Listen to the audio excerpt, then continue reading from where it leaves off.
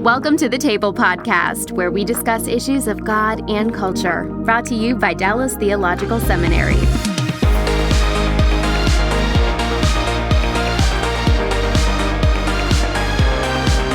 Welcome to the table. We discuss issues of God and culture. I'm Darrell, Bock, Executive Director for Cultural Engagement at Dallas Theological Seminary.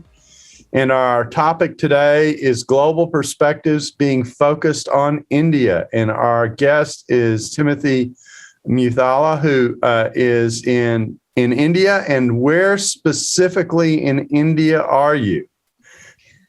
Hello, everyone.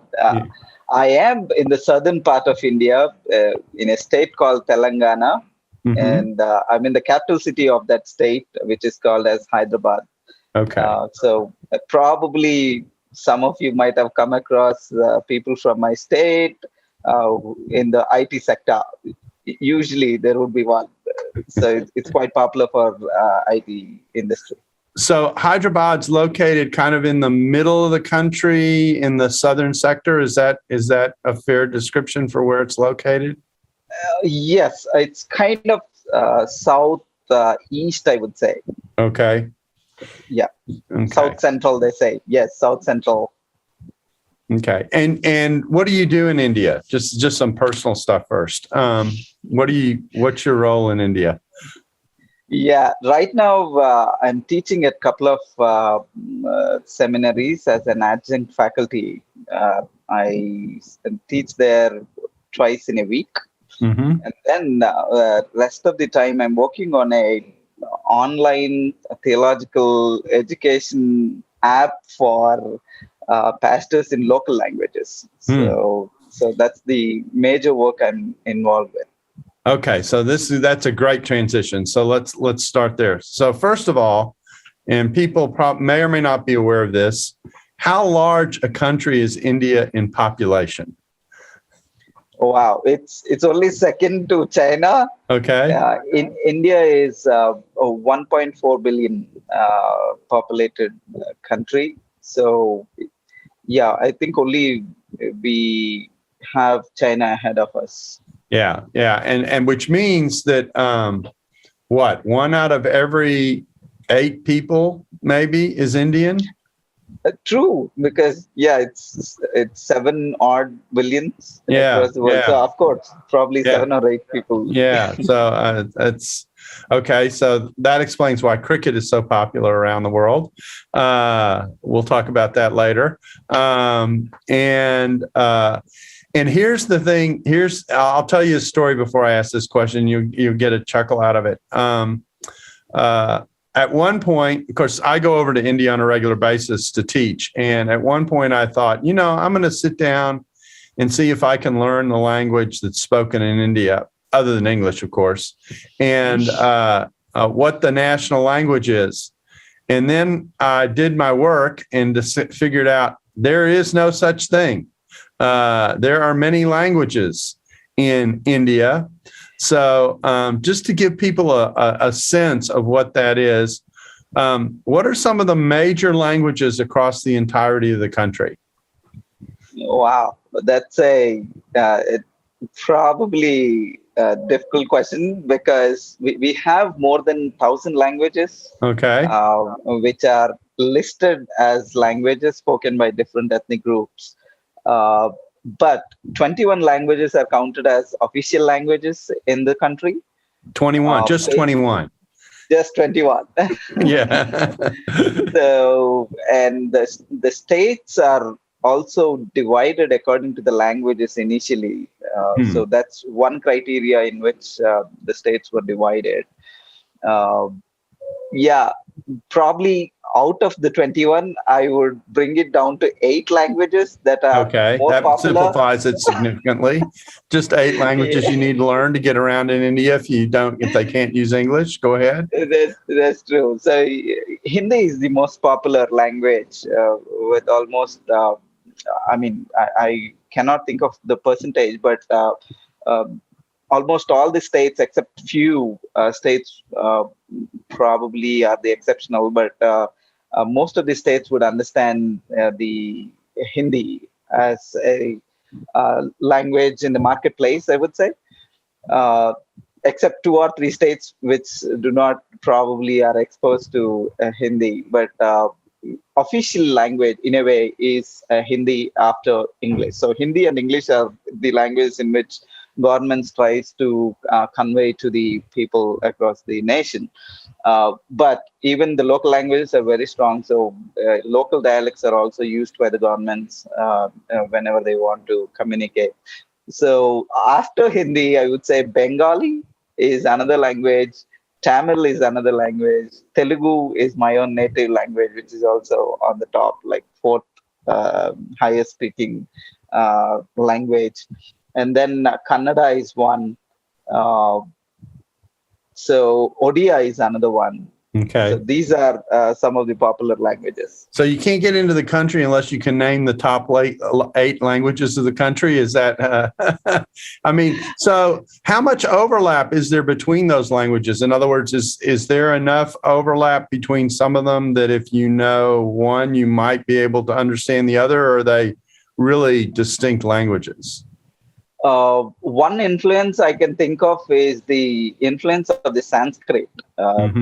There was a time in Indian history where Sanskrit was very influential.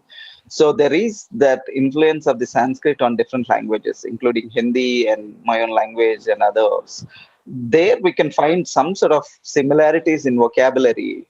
But if you really pinpoint on particular languages, I think it's difficult. I don't think people would understand one people group would understand the other.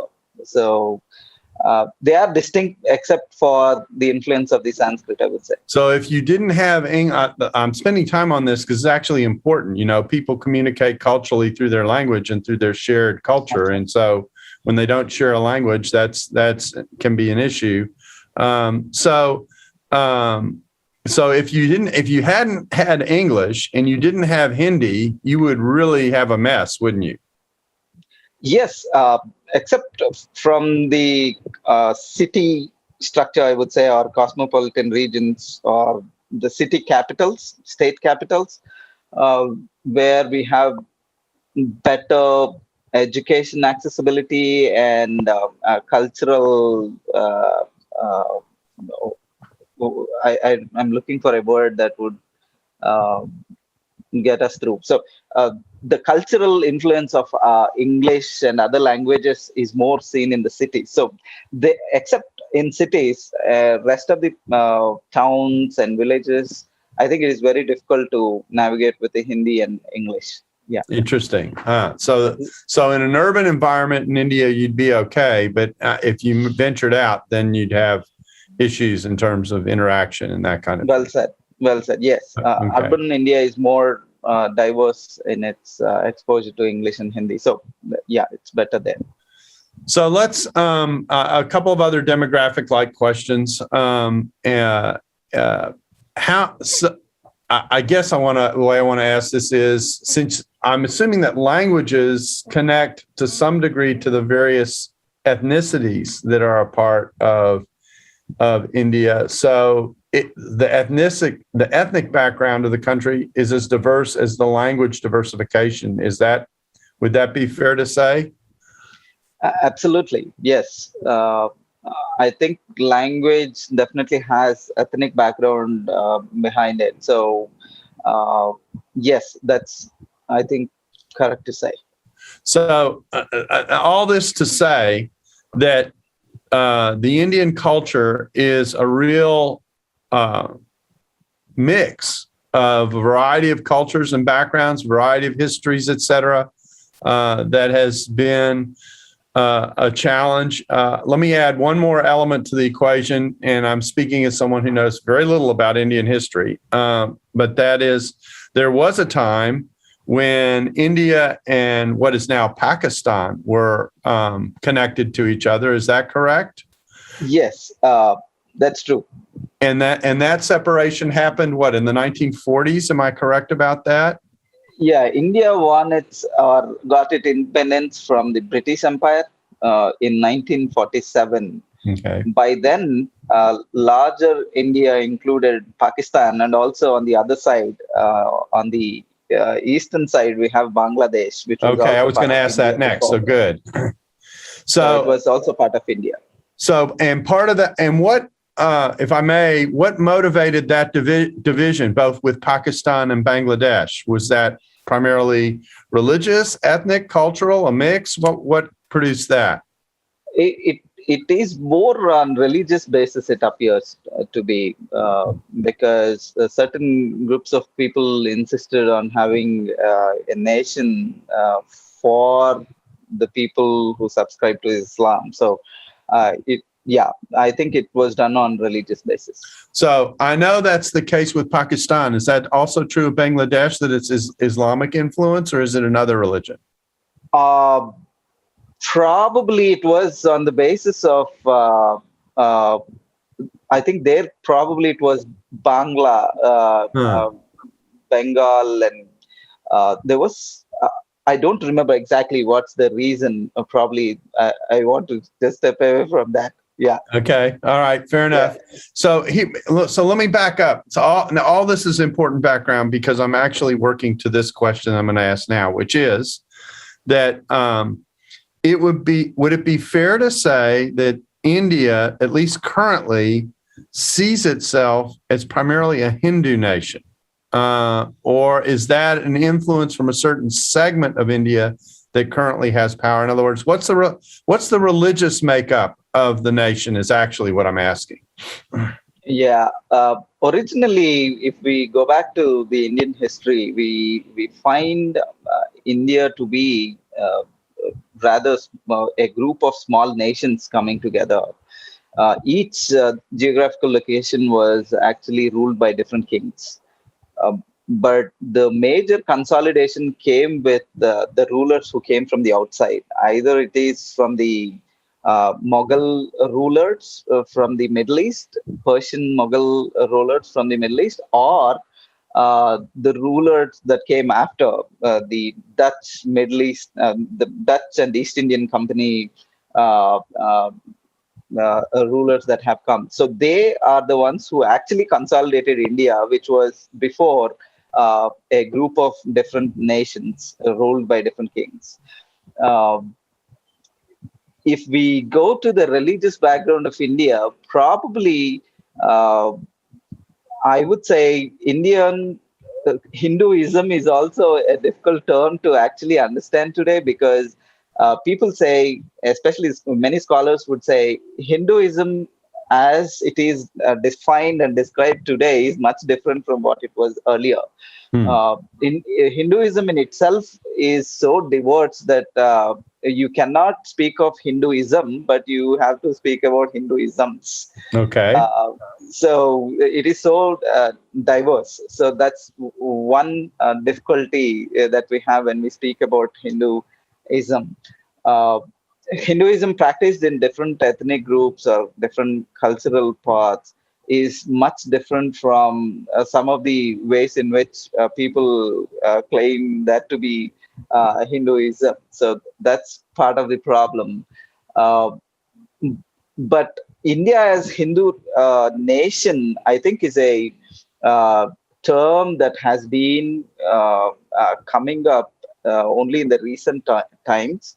If I'm not wrong, maybe from 1920s and 30s, there was this movement that began by a group of people who began to think and see India as a Hindu Rashtra or Hindu state. But before that, it's difficult to see if anybody saw India as a whole as a Hindu nation.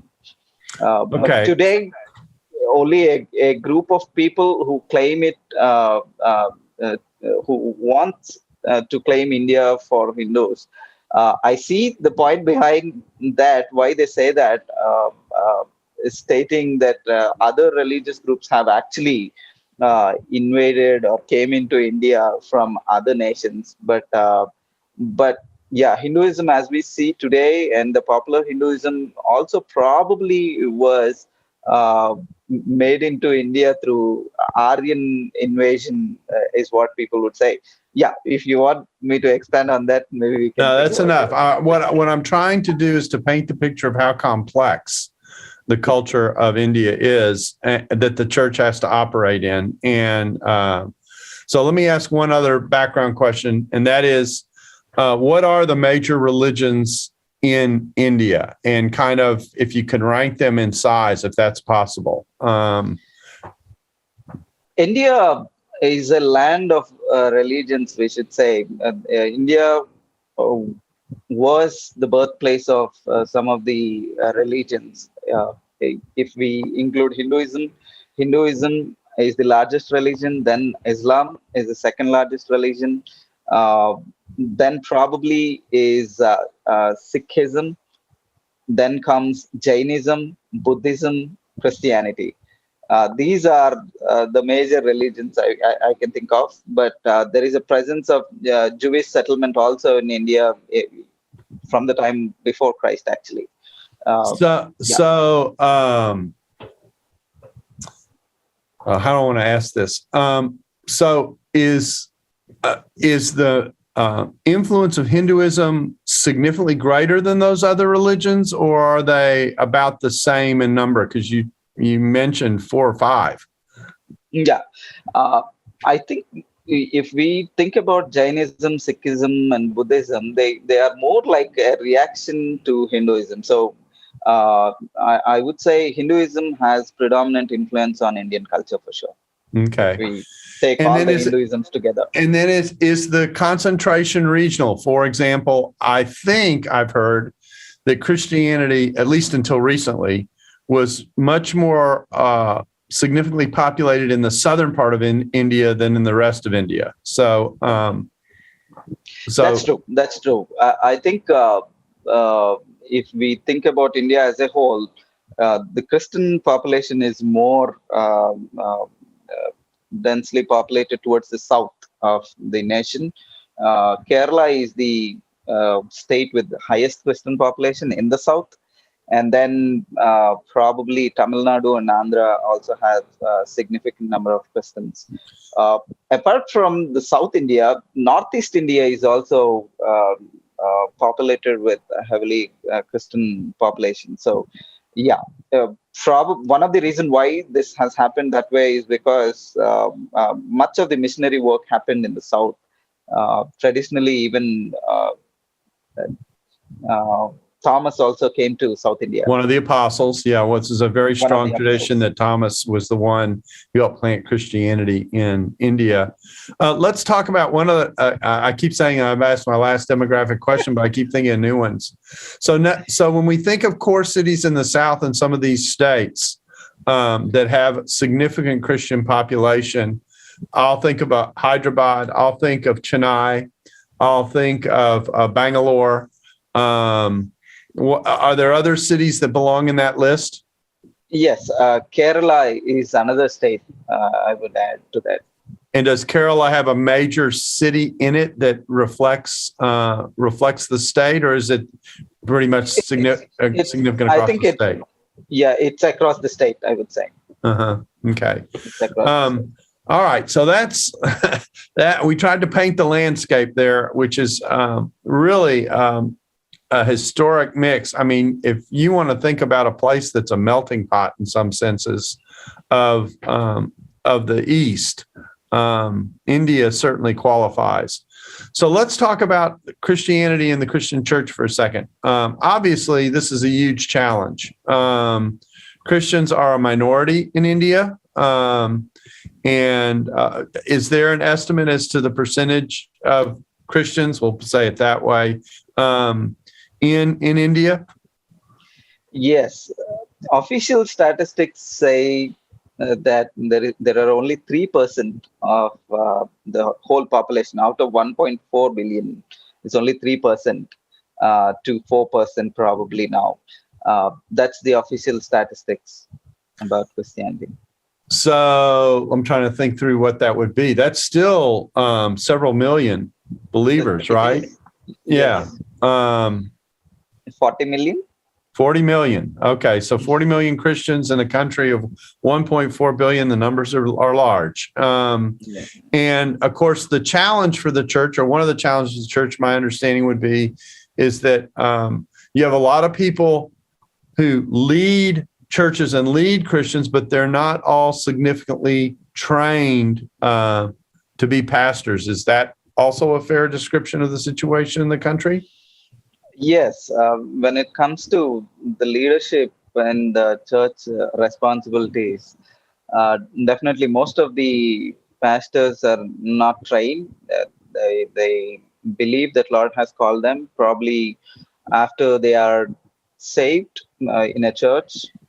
Then usually they stay under the pastor for some time, and then when they feel that they are called for ministry, then based on whatever they have learned from the pastor, they would just replicate that in ministry. But usually even that pastor is also not a formally trained person. So I think Dr. Ramesh Richard mentions about only 6% of the people are theologically trained, and in India, I would say that is fairly correct. Okay, so you've got two significant challenges for the church in India. One is the fact that it is such a minority on the one hand, and the second is that the training of the leadership is a challenge on the other. I'll say it that way. I'm aware of all kinds of schools spread across the country, but their reach is actually pretty limited in some ways. And so in terms of the total number of people who are leading churches and that kind of thing. Another strange question, perhaps. Well, let me do it this way before I ask that question. How many denominations are we dealing with? I mean, I'm assuming that we've got a real mix there as well. Yeah, I think you name any denomination that is present in India, Okay. For sure. Hundreds of denominations. Any dominant ones? Any dominant ones? It looks like the charismatic Pentecostal movement is growing large here, I would say. Baptists are big, and the Anglicans are also quite a few. So I would say maybe non-denominational people who don't claim to be part of any denomination are probably the highest in number. And then probably the Pentecostal charismatic groups, and then comes the mainline, the so-called mainline churches like Baptist, Anglican, and Methodist, and so on and so forth. And how networked are these different groups, or they pretty much operate separately? You mean how they operate together? Or? Yes, how they operate together. Oh, wow. That's a good question. I think usually they try to stay away from each other. It appears like as churches, at least people feel that they belong to a certain denomination, so they try to be kind of show their allegiance to their particular denomination. So, yeah, I think the borders are quite strong at certain places. Probably in the cities, it is slightly lesser because of the exposure to different churches. But I think in the rural India, definitely the boundaries are very rigid. People who would not go to the other. Yeah. So another issue that often happens in countries like India, it seems to me, is that the role of the pastor takes on a social function and has a kind of certain cultural power, I'll use that word, that makes the position attractive to pursue. And even though Christians are a minority, it gives them a certain status in the Christian community, et cetera. It comes with certain authority. It represents a way of exercising a certain kind of control, if I can say it that way. And so all these things are a part of the mix, which adds an element of, if someone's untrained in Christian circles, then the potential for abuse in the office is significant. Is that a challenge in India? I think that's the way I'll ask it. Yes, it is. I think because of the lack of training, we see problems at different levels, not only with respect to teaching and equipping the church, but also socially. We carry the baggage of caste system that is so prevalent in India. Probably that's one of the background questions that was supposed to be there. Yeah, you're right. I actually had planned to bring it up and I forgot to, so I'm glad you've mentioned this. Talk a little bit about, that's another dimension besides the mix that we have and the ethnicities and the way in which the country was put together, and the religious mix, which is its own challenge. So languages plural and religions plural. Okay, let's talk about the caste system and if you'll tag on to the end of that, what's happened more recently with the Dalits and Christianity? Yeah, unfortunately, Indian caste system has been there for several centuries. But according to one estimate, they say it was codified in a way that is existing today some 1,000 years ago. But before that, the caste system was not so rigid. It was more in the lanes of the professions that people practiced. But as it progressed further, it became more identified with a person born into certain community. So there are four predominant castes in Indian caste system: the Brahmins, the Kshatriyas, the peasants, and then comes the untouchables, or the ones who are they are not untouchables, but they are the ones who are the below ones. There are also other group of people who don't even fit into this category. So they are called Avarna, or those who don't even fall into the caste system. So these four groups have been part of the society, and predominantly the first three classes have been exercising kind of leadership in the society at various levels: the priestly class, the warrior class, and then peasant or the business class. So these people were controlling the society for ages. And then comes the section of people who are expected to serve the above classes. So that's a brief. And just to be clear, if you're in those bottom layers, I'm not sure quite how to ask this, so I'll just do the best I can.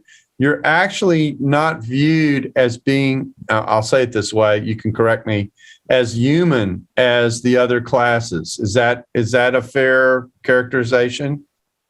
Yes. If you fall out of these four castes, four groups, then they didn't have any caste, or they didn't have any recognition. So people would say they were treated as if they were not even human. So that's the level of discrimination you see. So if you are in the caste system, the fourth level of people were treated badly. As you come inversely proportional, then the people who are not considered as part of these four are even more treated inhumanly. They're not even treated as human beings. If I want to connect it to the Christianity now, that's why I started this word with this discussion, especially on caste, with unfortunately, because when Christianity came to India through missionaries, primarily it attracted the people who are considered to be untouchables, or people who are considered to be outcasts, who are not part of other castes, or who are really treated bad in the society. They were the ones who were attracted to the gospel first, and they openly and outrightly and embrace the gospel. And ever since, that stigma of Christianity being associated with the lower classes or lower caste just remained that way. Things have changed from there to now, but not significantly. Still, we hear now and then, if a person is a Christian, then probably people would assume that they are from certain caste or from the Avarna or from the class that is once untouchable. And So go ahead. So when we think about the Dalits, which am I right that the Dalits are more in the northern part of India than they are in the southern part of India? Or are they spread across the country? they are spread across the country. So all these castes, all the 4 castes that I mentioned and the untouchables, all of them are spread across the country. You find them in almost in every village. You'll have the 4 classes. So probably the number might vary. Usually the Brahmins are lesser in number. The first top people are less in number, but Dalits are spread across the nation. So here's, I guess, my last question, because we're running out of time. And this has been great, Timothy.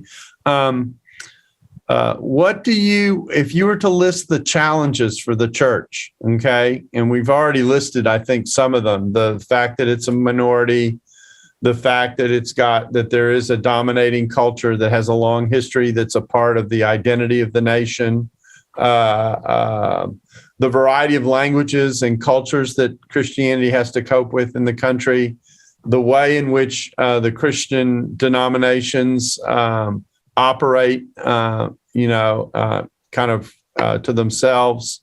Besides that, if that wasn't enough, what other challenges exist for the church today? And are there particular challenges that exist? Because my understanding is that the level of pressure on the church has increased significantly more recently. Yeah. Out of all the challenges, with the rise of new political movement that is more tilted towards Hindu religion, that came into power almost a decade ago. They always had the emphasis on Hinduism and Hindu state even before that, but in the recent times, that pressure or that color has been kind of decimated into the society, and that is causing a problem to many Christians across the nation. That's the biggest challenge I see, especially with respect to interreligious tensions that we see across the nation. On one side, as a democratic nation, we are given the privilege of practicing our own religion. But on the other side, there is this new ideology that is being promoted, saying an Indian should be a Hindu. So they're trying to replace the words with each other, which is a problem, because India has always been a nation with several cultures, with several religions living here, coexisting in this place. So that's a big problem that we are facing right now, and I see that it will continue to grow as we move forward in ministry. So that's one major problem, I would say. The second major problem I would say is within the Christians. I think there is, as we already mentioned it, there is a lack of theological training to the people who are really working at the grassroots level. So that's one issue that probably needs to be addressed as we move forward. And if we, even though Indian Christians are only 3 to 4 or 5% of the total population of India, but still that is significant number. And to cater to such a huge number, we need more leaders, more resources uh, uh, are needed. So that's one of the challenges that I see going forward to equip the already Christians in India. Uh, yeah, these are the two major challenges I see, but COVID has brought in new challenges with digital necessities. In much of the rural India is not digitally prepared for such a change. So that's another new dimension that we are seeing today. So there's an intense intensification of the isolation that the pandemic has brought, that because these churches are not able to work at a digital level, leave them very, very isolated. Yes, I think many people were isolated because of this new situation, and people had to migrate to places, especially to their native places from where they came from.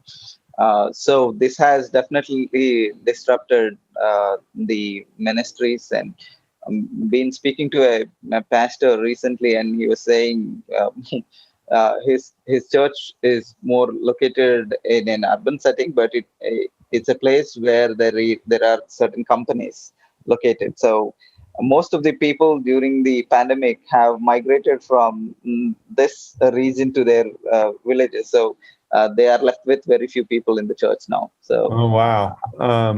Let me ask you one final question, at least in this go around, and that is, what about the atmosphere of the communities within the churches? And I guess my question would go something like this: when you think about grace and legalism within the church communities, how much of an appreciation is there of grace, and how much legalism exists in the churches in India? Wow. Yeah, you asked a question which is very broad for sure. But yeah, I would say it would be more on a legalistic note than a grace-based. So trying to give people do's and don'ts, and a certain groups of people trying to kind of hold the positions in the church and trying to control. Even caste system is played in certain caste. That's actually why I asked the question, is because the influence of the caste system would be open to that kind of a move. Very true. So the cultural nexus, or the whatever is happening in the society, is also prevalent in the church, sadly, which is not supposed to be the case, but oftentimes you see that's what is prevailing. You think about marriages, you think about certain functions, house dedications or things like that. Immediately you see that color of certain shade of their caste coming into play. I would say that is the case, that is prevailing, but there are some good new movements. There are good movements that try to overcome those barriers, but I think we have a long way to go with respect to those things. Interesting. Well, Timothy, I want to thank you for joining us on the table and kind of giving us a global perspective on India and helping people who may not know very much about the country at all, a glimpse of what's going on there. And so I want to just thank you for speaking with us. And I want to thank you for our audience for joining us on the table today. And please do subscribe to the show on your favorite podcast app and leave us an honest review. This helps us to have more people discover what we're doing with the table and with these conversations. And we hope you'll join us again next time on the table, where we discuss issues of God and culture. Thanks for listening to the Table Podcast. Dallas Theological Seminary. Teach truth, love well.